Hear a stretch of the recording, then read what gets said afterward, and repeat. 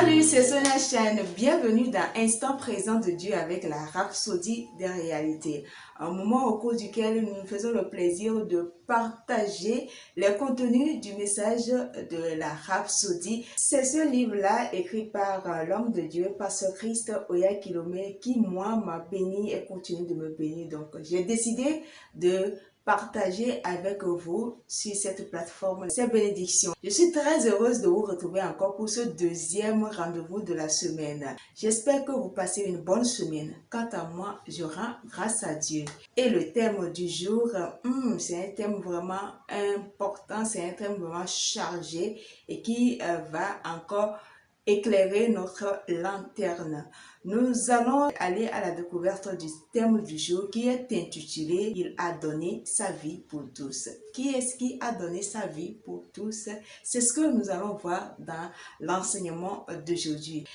Et le verset d'ouverture est tiré de Éphésiens chapitre 4, verset 4 à 6. Là, il est écrit « Il y a un seul corps et un seul esprit, comme vous avez été appelés à une seule espérance par votre vocation.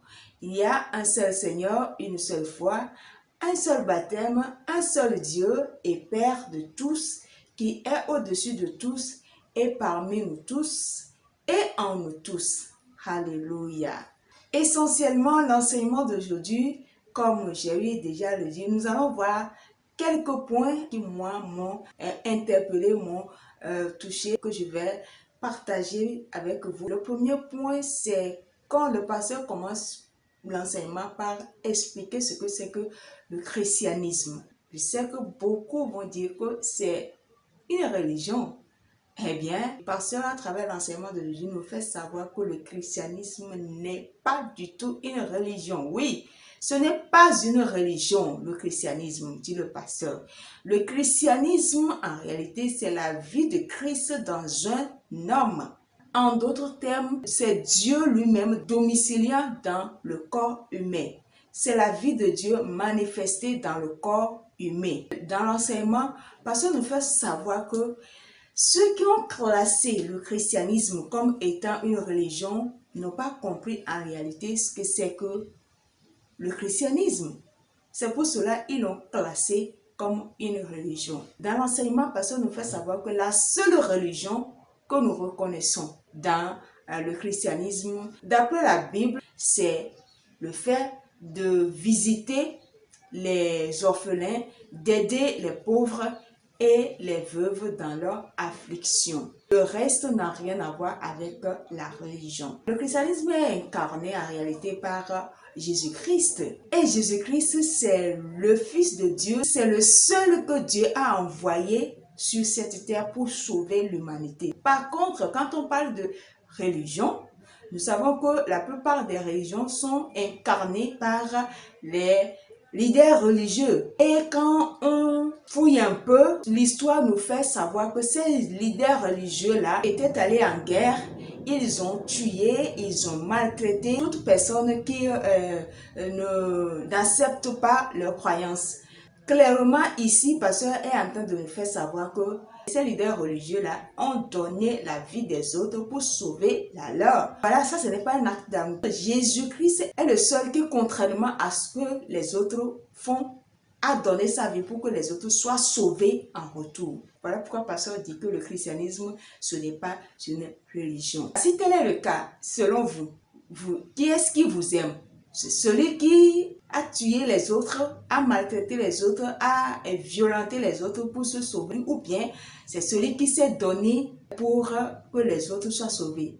À vous de voir. Pensez-y une seule minute. Nous voyons clairement que Jésus a donné sa vie à notre place. Donc, ce qui veut dire que nous sommes vraiment importants. Nous sommes précieux pour Dieu. Nous comptons vraiment pour Dieu. Donc, à travers ce acte-là posé par Jésus-Christ, nous voyons clairement que le salut n'est disponible en aucun autre nom que le nom de Jésus-Christ. La Bible a été claire là-dessus. Dans Actes chapitre 4, verset 12, c'est écrit là-bas. Vu qu'il n'y a pas de salut en aucun autre nom, donc ça veut dire qu'il n'y aura pas d'autre foi, comme certains le pensent, non. Et vous allez voir que 1 Corinthiens chapitre 8, verset 6 a été beaucoup plus explicite là-dessus. Et là, il est écrit, je vais vous lire ça, il dit, « Néanmoins pour nous, il n'y a qu'un seul Dieu, le Père, de qui viennent toutes choses, et pour qui nous sommes, et un seul Seigneur, Jésus-Christ, par qui sont toutes choses et par qui nous sommes. » Jésus même a été clair, il a dit ça clairement, sans équivoque, là où il dit dans Jean chapitre 14, verset 6, en disant que « Je suis le chemin, la vérité et la vie. Nul ne vient au Père que par moi. » Vous voyez, il n'y a pas 36 solutions. Il n'y a pas 1000 solutions. C'est ça ou c'est pas ça.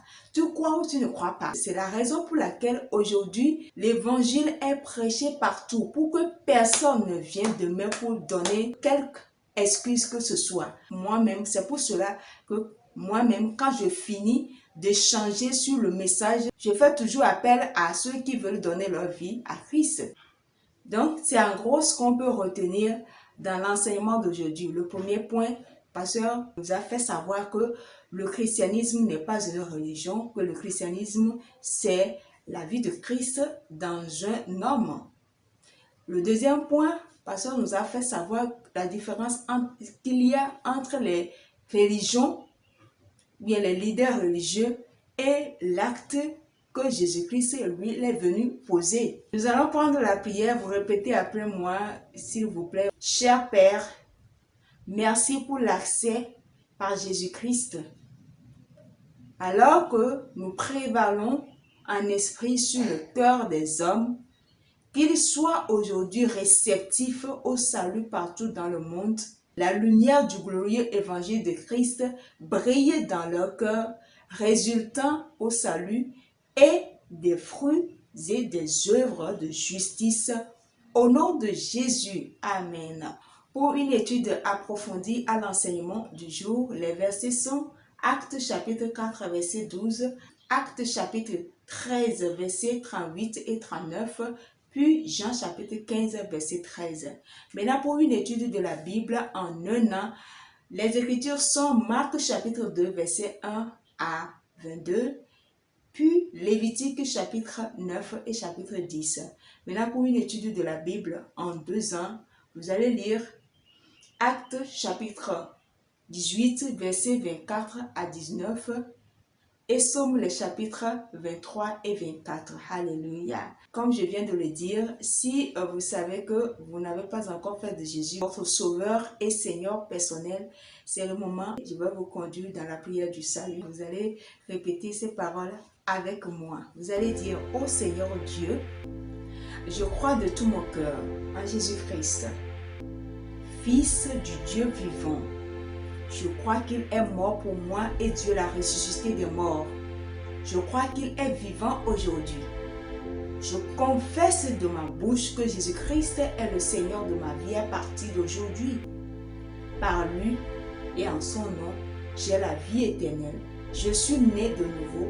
Merci Seigneur d'avoir sauvé mon âme. Je suis désormais un enfant de Dieu. Alléluia. Félicitations.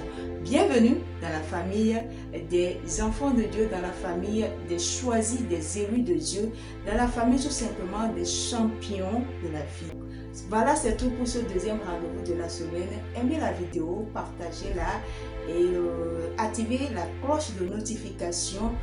Laissez des commentaires, des suggestions pour plus d'amélioration. Abonnez-vous aussi à la page et à la chaîne YouTube. Et si Jésus tarde à revenir, je vous donne un rendez-vous sur vendredi. D'ici là, portez-vous bien.